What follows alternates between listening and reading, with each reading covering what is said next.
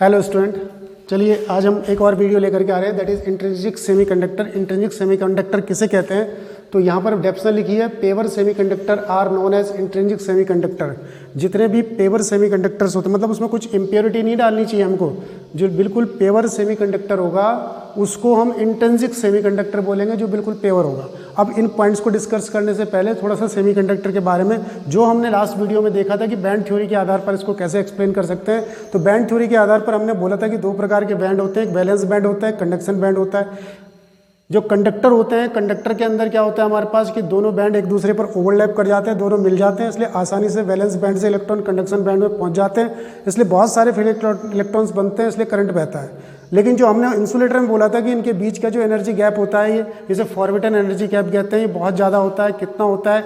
तो इंसुलेटर के लिए 3 इलेक्ट्रॉन वोल्ट से ज़्यादा होता है। इतने ज़्यादा एनर्जी इन इलेक्ट्रॉन्स को जो वैलेंस बैंड में बैठे हैं उनको नहीं मिल पाती है, इसलिए कंडक्शन बैंड में इलेक्ट्रॉन नहीं पहुँचते हैं, इसलिए करंट नहीं बहता है। तो सेमीकंडक्टर के अंदर हमारे पास क्या होता है कि ये एनर्जी गैप बहुत ज़्यादा नहीं होता है। जैसे मैं बात करूँ सिलिकॉन के लिए, तो सिलिकॉन के लिए हमने कितना बोला था कि एनर्जी गैप कितना होता है? तो 1.1 इलेक्ट्रॉन वोल्ट।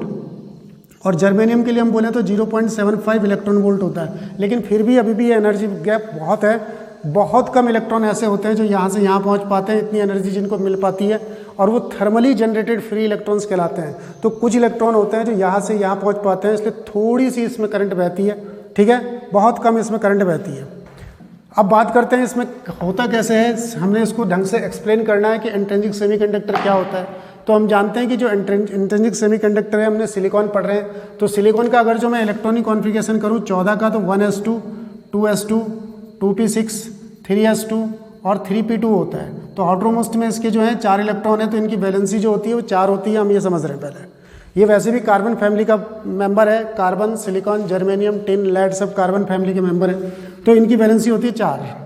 तो इनकी वैलेंसी 4 है, तो हमने 4 दिखाई कि इसके पास ये 4 इनकी वैलेंसी है। इनके आउटर मोस्ट में 4-4 इलेक्ट्रॉन है। ये जो 4-4 इलेक्ट्रॉन है सामने वाले दूसरे इलेक्ट्रॉन के साथ कोवेलेंट बॉन्ड बना देंगे।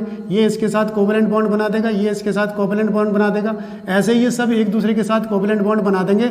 और सब जब कोवेलेंट बॉन्ड बना देंगे तो हमें दिख रहा है इसमें कि इसमें एक भी फ्री इलेक्ट्रॉन नहीं है। देखो, कोई भी फ्री इलेक्ट्रॉन इसके अंदर हमारे पास नहीं दिखाई दे रहा। तो इसकी कंडक्टिविटी बिल्कुल ज़ीरो होनी चाहिए, इसमें करंट नहीं बहना चाहिए। फिर भी हम बोलते हैं कि इसमें थोड़ा सा करंट बहता है, इसकी कंडक्टिविटी कुछ होती है। तो ऐसा क्यों होता है? ऐसा इसलिए होता है कि रूम टेम्परेचर पर इसके कुछ बॉन्ड टूट जाते हैं। रूम टेम्परेचर पर इन्हें रूम से या बाहर से कोई एनर्जी मिल जाती है, तो यहाँ से कुछ ये यहाँ पर मान लिया बॉन्ड टूट गया, बॉन्ड टूटा तो ये जो इलेक्ट्रॉन यहाँ पर था वो यहाँ आ गया, ये फ्री इलेक्ट्रॉन हो गया। ऐसे बोलते हैं थर्मली जनरेटेड फ्री इलेक्ट्रॉन। इसको मैं लिख देता हूँ, इस इलेक्ट्रॉन को कहते हैं हम थर्मली जनरेटेड फ्री इलेक्ट्रॉन। ये हमने एनर्जी नहीं दी, ये अपने आप ही रूम टेम्परेचर के अंदर जो एनर्जी थी उस एनर्जी को लेकर के ये इलेक्ट्रॉन यहाँ से यहाँ कूद गया, तो यहाँ पर खाली जगह बन गई। इस खाली जगह को कहते हैं होल्स, इनको कहते हैं होल।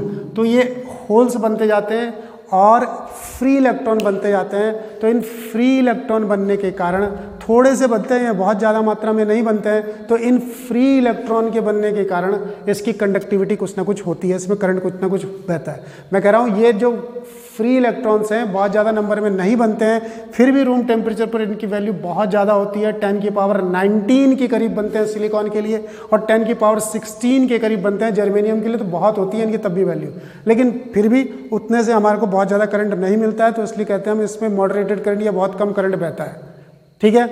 अब इसके अंदर ये जो फ्री इलेक्ट्रॉन आ गए, अगर मैं इनको बैंड थ्योरी के आधार पर एक्सप्लेन करने की कोशिश करूं तो आप होल समझ गए। होल क्या होते हैं? होल्स होते हैं कि होल्स क्या होते हैं? Vacancy created by free electrons. जो फ्री इलेक्ट्रॉन्स निकल जाते हैं उनके द्वारा जो वैकेंसी क्रिएट होती है उनको हम होल्स कहते हैं। खाली जगह होती है। होल्स पॉजिटिव होते हैं और इलेक्ट्रॉन्स नेगेटिव होते हैं। अब देखिए जरा, यहाँ पर देखेंगे जरा, इसमें ये हमने कौन सा बैंड बताया था, इसमें ऊपर की तरफ कौन सा बैंड होता है? तो आंसर है ऊपर की तरफ हमारे पास कंडक्शन बैंड होता है। नीचे की तरफ ये जो बैंड होता है इसे हम वैलेंस बैंड कहते हैं। तो एक कंडक्शन बैंड हो गया, ये वैलेंस बैंड हो गया। इन दोनों के बीच जो एनर्जी, ये जो फॉरबिडन एनर्जी गैप होता है, सिलिकॉन के लिए ले लेंगे 1.1 और जर्मेनियम के ले लेंगे तो 0.75 इलेक्ट्रॉन वोल्ट का एनर्जी गैप आ जाएगा। तो यहाँ पर ये इलेक्ट्रॉन बैठे हुए थे, ये इलेक्ट्रॉन बैठे हुए थे, ये इलेक्ट्रॉन बैठे हुए थे, और इलेक्ट्रॉन्स बहुत सारे इस पर बैठे हुए थे। ऊपर इलेक्ट्रॉन नहीं है, ऊपर इलेक्ट्रॉन नहीं है, तो इसको रूम टेम्परेचर पर एनर्जी मिलेगी इन इलेक्ट्रॉन्स को, और यहाँ से इलेक्ट्रॉन निकलेंगे और यहाँ से कुछ इलेक्ट्रॉन निकल करके यहाँ पहुँच जाएंगे। तो ये इलेक्ट्रॉन्स अब जो है यहाँ आ गए, इस जगह पर इलेक्ट्रॉन्स आ गए, तो ये फ्री इलेक्ट्रॉन्स कहलाएंगे जो ऊपर आएंगे और इनके कारण करंट बहेगा और यहाँ पर बन जाएंगे हमारे पास खाली जगह, और इन खाली जगह को क्या कहेंगे हम, होल्स कहेंगे। ये तो ये आ गए हमारे पास, होल्स बन गए हमारे पास, और ये जो बने हमारे पास थर्मली जनरेटेड फ्री इलेक्ट्रॉन। ये थर्मली जनरेटेड इलेक्ट्रॉन यहाँ से ऊपर की तरफ चलते हैं तो इलेक्ट्रिक फील्ड नीचे की तरफ को बनता है, जिधर को इलेक्ट्रॉन चलते हैं उसके अपोजिट डायरेक्शन में। या यूँ कहो इलेक्ट्रॉन्स इधर की तरफ को चल रहे हैं तो करंट जो बहता है इसमें नीचे की तरफ को बहता है, इधर की तरफ को करंट बहता है। तो इलेक्ट्रॉन्स ऐसे, फ्री इलेक्ट्रॉन्स ऐसे। कितने इलेक्ट्रॉन्स बनेंगे और कितने होल्स बनेंगे? आंसर है जितने इलेक्ट्रॉन्स बनते हैं उतने ही होल्स बनते हैं। इसमें इंट्रिंसिक सेमीकंडक्टर की मेन प्रॉपर्टी है, इलेक्ट्रॉन्स और होल्स आपस में बराबर होते हैं। तो यहाँ पर ये क्रिएट हो गए। अच्छा, यहाँ से इलेक्ट्रॉन फिर इसमें आएंगे, यहाँ से इलेक्ट्रॉन फिर इसमें आएंगे, यहाँ से इलेक्ट्रॉन फिर इसमें आएंगे, और यहाँ पर होल्स बन जाएंगे। यहाँ से इलेक्ट्रॉन उस ऊपर आएंगे तो नीचे होल्स बन जाएंगे। तो यहाँ पर देखो, यहाँ पर भी इलेक्ट्रॉन की शिफ्टिंग होने लग गई, मूवमेंट होने लग गई। किन के कारण हो रही है? होल्स के कारण। इसका मतलब करंट इन होल्स के कारण भी बहता है, इन फ्री इलेक्ट्रॉन्स के कारण तो बहता ही है, क्योंकि फ्री इलेक्ट्रॉन चलने के लिए, मूव करने के लिए बिल्कुल फ्री है इसमें, तो इनके कारण तो बहेगा ही करंट। और साथ में इन होल्स के कारण भी करंट बहेगा, क्योंकि होल्स इलेक्ट्रॉनों की शिफ्टिंग कर रहा है, इलेक्ट्रॉन्स इसमें खिसक खिसक के इन होल्स के अंदर आ रहे हैं। तो इलेक्ट्रॉन जब भी मूव करेंगे तब करंट बनेगा। तो करंट किसके कारण बनेगा? तो करंट बनेगा किसके कारण? जो करंट बनेगा हमारे पास, एक तो वो बनेगा हमारे पास ये करंट फ्री इलेक्ट्रॉन्स के कारण, और दूसरा करंट बनेगा होल्स के कारण। तो दोनों के कारण करंट बनेगा। तो अगर जो मैं इसमें आई नेट निकालना चाहूँ तो आई नेट किसके कारण होगा? इलेक्ट्रॉन्स के कारण भी और होल्स के कारण भी मिला करके टोटल जो करंट आएगा उसे हम आई नेट कहेंगे। इसमें जो आई नेट करंट बहेगा हमारे पास वो इन दोनों को मिला करके बहेगा। क्वेश्चन है कि आई ई ज़्यादा होता है या आई एच ज़्यादा होता है? तो इसका आंसर ये है कि आई ई की वैल्यू ज़्यादा होती है आई एच की वैल्यू से।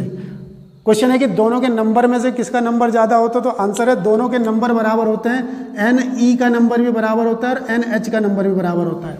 तो जब दोनों के नंबर बराबर हैं तो दोनों की करंट की वैल्यू भी बराबर होनी चाहिए थी, लेकिन ऐसा नहीं होता है, क्योंकि जो इलेक्ट्रॉन की मोबिलिटी होती है, इलेक्ट्रॉन्स की चलने की जो क्षमता होती है वो इससे होल्स से ज़्यादा होती है। तो इलेक्ट्रॉन की मोबिलिटी ज़्यादा होने के कारण करंट इलेक्ट्रॉन्स के कारण थोड़ा ज़्यादा बहता है होल्स के कंपेयर में। बाकी नेट निकालना होगा तो दोनों के कारण करंट, और करंट की नंबर इसमें नंबर संख्या निकालनी होगी तो दोनों की संख्या इसमें बराबर आएगी।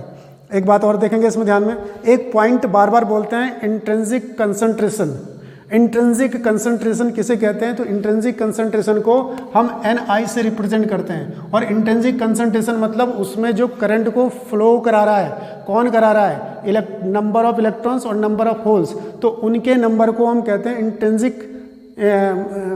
इंट्रिंसिक कंसंट्रेशन कहते हैं उनके नंबर को हम। तो NI की वैल्यू इसमें कितनी होगी? तो आंसर है इसमें NI की वैल्यू होगी, जो NI की वैल्यू होगी वो NE के बराबर होगी, और NE की वैल्यू किसके बराबर होगी? NH के बराबर होगी। ये इसका फॉर्मूला थोड़ा ध्यान रखना है। अगर न्यूमेरिकल आएंगे तो न्यूमेरिकल इसी NI के बारे में पूछेगा वो बार बार, इंट्रिंसिक कंसंट्रेशन के बारे में पूछेगा। इसमें से न्यूमेरिकल हम कुछ करेंगे अभी बाद में। पहले देखिए, NI is equal to NE is equal to NH। ये हम समझ ही रहे कि NI क्या है? Intrinsic concentration. और इंट्रिंसिक कंसंट्रेशन मतलब कितने नंबर में उसमें वो ये जो चार्ज कैरियर्स हैं कितने नंबर में। तो चार्ज कैरियर्स इसमें इलेक्ट्रॉन्स और होल्स दोनों हैं, और दोनों के नंबर इक्वल है। तो NI is equal to NE is equal to NH। इसके लिए इंट्रिंसिक कंसंट्रेशन का फॉर्मूला ये हो गया।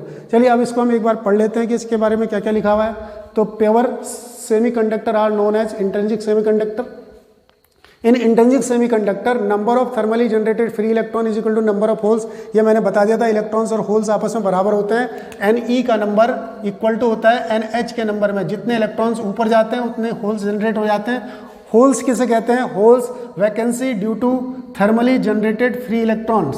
तो थर्मली जनरेटेड जो फ्री इलेक्ट्रॉन्स, जो ऊपर की तरफ को फ्री इलेक्ट्रॉन्स आए, उनके कारण जो वैकेंसी बनती है, इनको होल्स कहते हैं। The current in intrinsic semiconductor is due to, किसके कारण करंट बहता है? हमने कहा था दोनों के कारण बहता है, इलेक्ट्रॉन्स के और होल्स के कारण।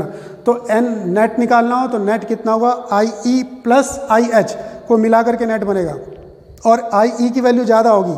क्यों होगी? क्योंकि हमने बोल दिया था कि mobility of electron is greater than mobility of holes at room temperature. मैंने ये भी बताया था कि number of free electron, thermally generated free electron वैसे तो कम होते हैं पर काफ़ी नंबर इसका दिखा रखा है 10 to the power 19, 10 to the power 16। 10 की पावर 16 किसके लिए? जर्मेनियम के लिए। जर्मेनियम के लिए 10 की पावर 16 और इसके लिए सिलिकॉन के लिए 10 की power 19 thermally generated free electrons बनते हैं हमारे पास। थोड़ा सा मैं हो सकता है उल्टा हूँ इसमें, क्योंकि इसमें सिलिकॉन के लिए कम बनने चाहिए, इसके लिए ज़्यादा बनने चाहिए। इसलिए क्योंकि जर्मेनियम के लिए जो एनर्जी गैप होता है वो 0.75 इलेक्ट्रॉन वोल्ट होता है और सिलिकॉन के लिए जो होता है 1.1 इलेक्ट्रॉन वोल्ट होता है। तो जिसका एनर्जी गैप ज़्यादा होगा उसमें फ्री इलेक्ट्रॉन्स कम बनेंगे। तो इसमें फ्री इलेक्ट्रॉन्स इतने और इसमें फ्री इलेक्ट्रॉन इतने होते हैं। तो ये हमारे पास इंट्रिंसिक सेमीकंडक्टर आ गया। आज के इस वीडियो में इतना ही। थैंक यू, धन्यवाद।